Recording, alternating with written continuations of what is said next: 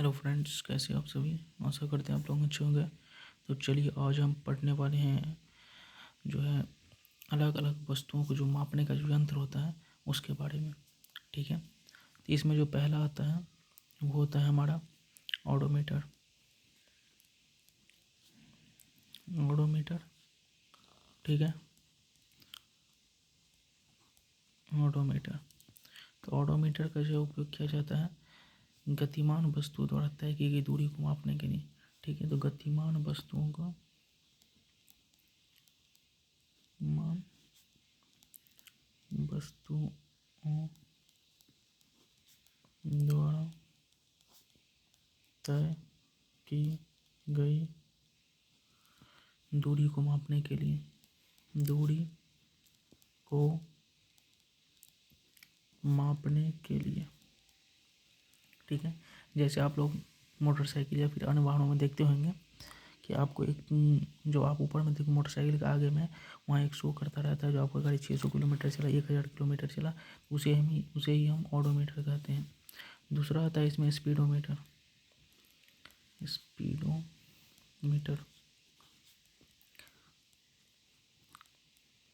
Speedometer speedometer जो है वो आपका गाड़ी कितना स्पीड से चल रहा है इसके बारे में बताता है, यानी वाहन की चाल को मापने के लिए, यानी वाहन के चाल को मापने के लिए हम स्पीडोमीटर का प्रयोग करते हैं। जैसे आप देखते होंगे कि जैसे 50 किलोमीटर की स्पीड से चल रहा है, 60 की स्पीड से चल रहा है, उसे ही जिस पर शो करता है उसे कहते हैं स्पीडोमीटर।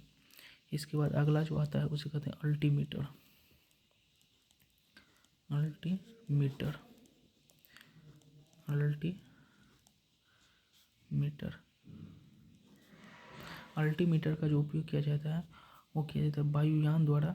वायुयान यानी ऊंचाई को मापने के लिए, यानी जैसे कोई वायुयान चल रहा है तो उसकी ऊंचाई को मापने के लिए। ठीक है, वायुयान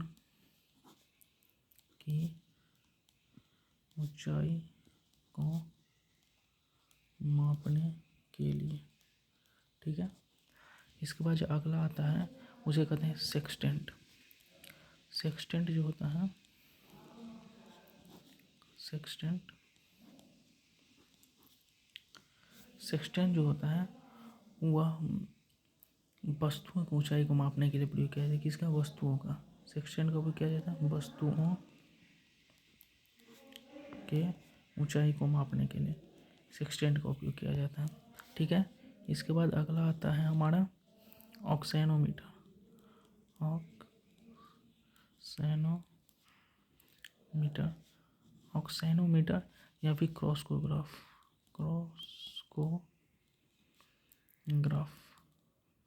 ऑक्सेनोमीटर या फिर क्रॉस्कोग्राफ, इन दोनों का उपयोग जो है वो पेड़ पौधे की वृद्धि को मापने के लिए किया जाता है। किसका? पेड़ पौधों की वृद्धि को मापने के लिए किसका उपयोग किया जाता है? ऑक्सेनोमीटर या फिर क्रॉस्कोग्राफ का। ठीक है, इसके बाद हम अगला देखते हैं। अगला होता है क्या चीज़? तो लक्स मीटर। क्या? लक्स क्या होता है? Lux meter. ठीक है, तो इसका उपयोग करते हैं प्रकाश की तीव्रता को मापने के लिए।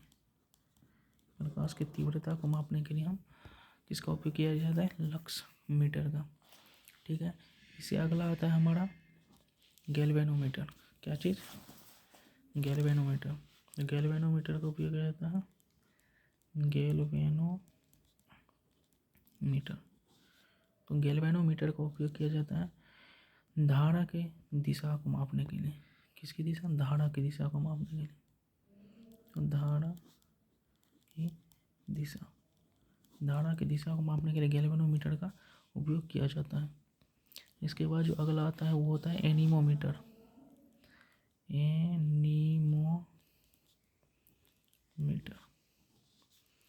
एनीमोमीटर का उपयोग किया जाता है हवा की गति को मापने के लिए।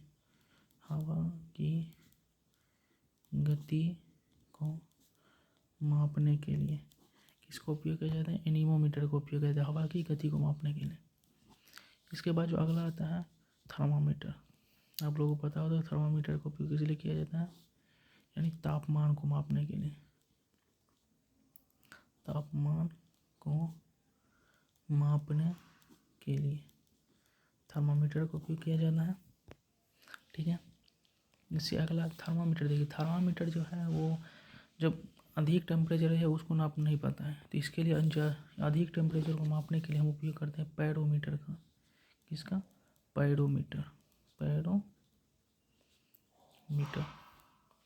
ठीक है, यानी उच्च तापमान को, उच्च ताप को मापने के लिए किसका उपयोग करते हैं? पैरोमीटर का।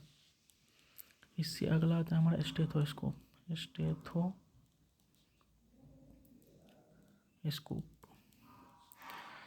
हृदय के ध्वनि को मापने के लिए हम क्या यूज करते हैं? स्टेथोस्कोप, यानी हृदय ध्वनि, हृदय के ध्वनि को मापने के लिए किसका यूज करते हैं? तो स्टेथोस्कोप का। इसके बाद अगला आता है हमारा स्फिग्नोमैनोमीटर। स्फिग्नोमैनोमीटर,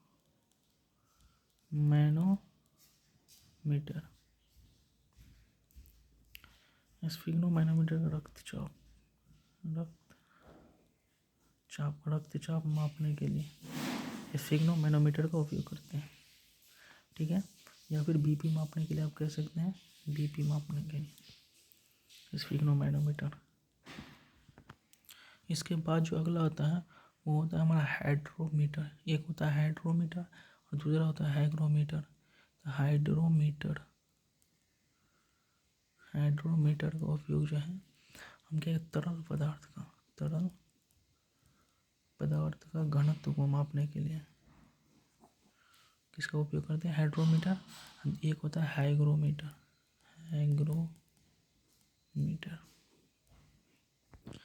हाइग्रोमीटर का जो है वो हवा में नमी यानी आर्द्रता को मापने के लिए, किसका? आर्द्रता को मापने के लिए हम किसका उपयोग करते हैं? तो हाइग्रोमीटर का। ठीक है, चलिए अब आगे समझते हैं। अब जो अगला होता है सिस्मोग्राफ।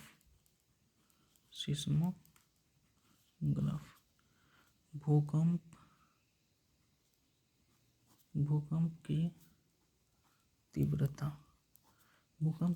को मापने के लिए सिस्मोग्राफ का उपयोग किया जाता है। लेकिन कितना तीव्रता से भूकंप आया जाता है उसके लिए हम रिक्टर स्केल का उपयोग करते हैं। किसका? Richter scale. मतलब कितना तीव्रता से भूकंप आया,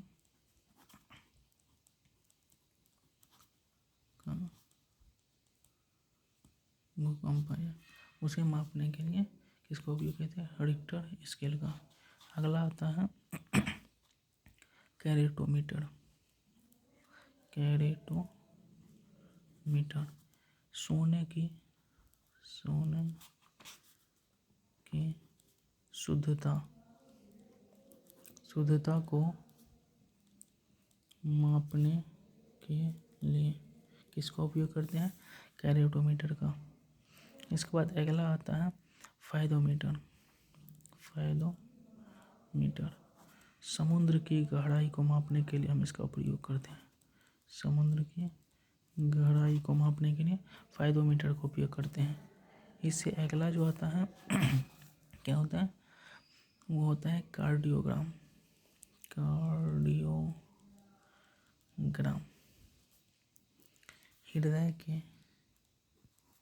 हृदय की गति को मापने के लिए कार्डियोग्राम का उपयोग किया जाता है।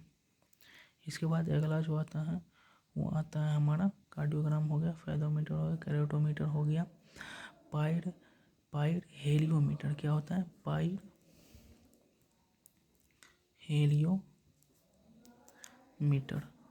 पाइर हेलियोमीटर जो होता है वो आपका जो सूर्य का जो विकिरण होता है, सूर्य के विकिरण का पता करने के लिए जो पाइर हेलियोमीटर यानी सूर्य विकिरण का जो है पता करने पाइर हेलियोमीटर का उपयोग किया जाता है। ठीक है, इससे अगला जो आता है हमारा होता है पॉलीग्राफ। क्या होता है? पॉलीग्राफ। ग्राफ। झूठ को पता करने के लिए किसका उपयोग करते हैं? तो पॉलीग्राफ का उपयोग किया जाता है। ठीक है, अब हम अगला देखते हैं। अगला जो हमारा होता है वो होता है फेनोमीटर। क्या होता है? फोनोमीटर।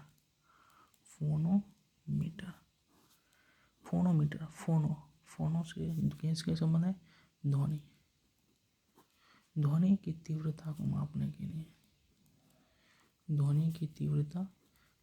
के लिए फोनोमीटर का उपयोग किया जाता है। इससे अगला जो होता है वो होता है हमारा स्पेक्ट्रोहेलियोग्राफ। क्या होता है? स्पेक्ट्रोहेलियोग्राफ।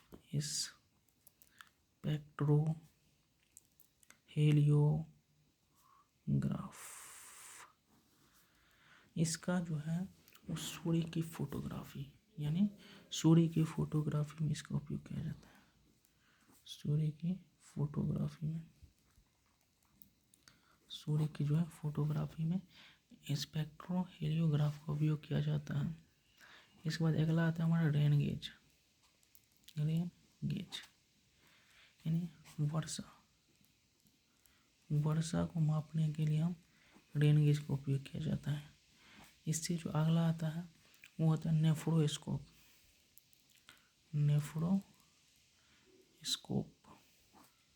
बादल की गति को मापने के लिए नेफ्रोस्कोप का उपयोग किया जाता है। इसके बाद अगला आता है तो बैडल।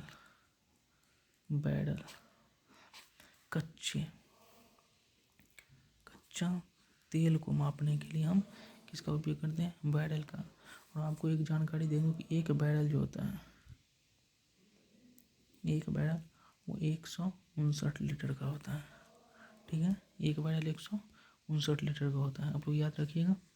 इससे अगला आता है हमारा डॉब्सन। क्या? डॉब्सन।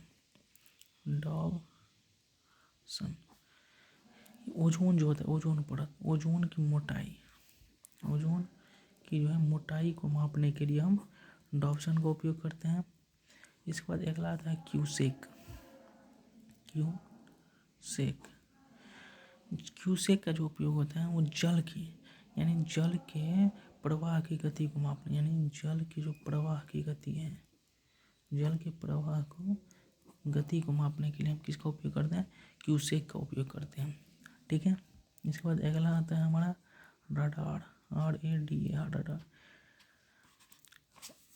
रडार। ठीक है, रेंजिंग एंड रेवेंस। ठीक है, रडार। ठीक है, रडार का जो उपयोग किया जाता है तो किस काम में किया जाता है? जैसे हवाई जहाज को संचालित करने में, हवाई जहाज या फाइटर जेट्स वगैरह जो होता है उसको संचालित करने, यानी